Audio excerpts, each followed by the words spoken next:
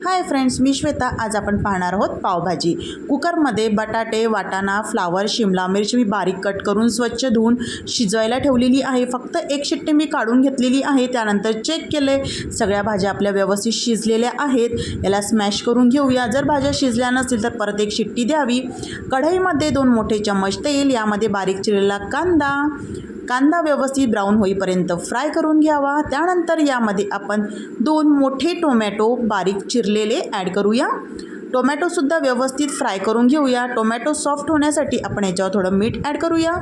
त्यानंतर सुके मसाले, 1 मोठा चम्मच लाल तिखट आणि त्यानंतर पावभाजी मसाला 1 मोठा चमचा।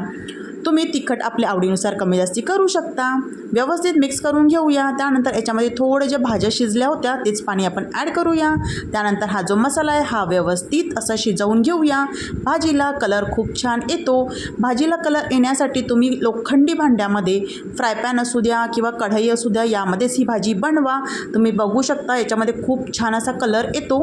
तुम्ही बघू शकता मसाला आपला मस्त झालेला आहे कांदा टोमॅटोचा। त्यानंतर ज्या शिजलेल्या भाज्या आहेत त्यासुद्धा आपण याच्यामध्ये टाकून घेऊया आणि व्यवस्थित असं मिक्स करून घेऊया आणि स्मॅशरने पुन्हा एकदा स्मॅश करूया। तुम्हाला हवं असल्यास तुम्ही भरपूर असं स्मॅश करू शकता, पण आम्हाला अशा पद्धतीची भाजी खूप आवडतं, त्याच्यामुळे मी अशी ठेवलेली आहे। बघू शकता।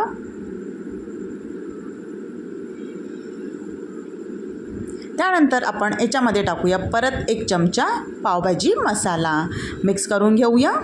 त्यानंतर चवीनुसार मीठ ॲड करूया।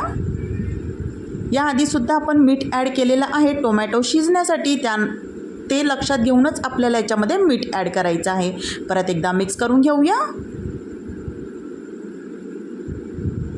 लो टू मीडियम फ्लेम ठेवावी गॅसची भाजी शिजण्यासाठी। त्यानंतर आपण 1 चमचा याच्यामध्ये बटर ॲड केलेला आहे।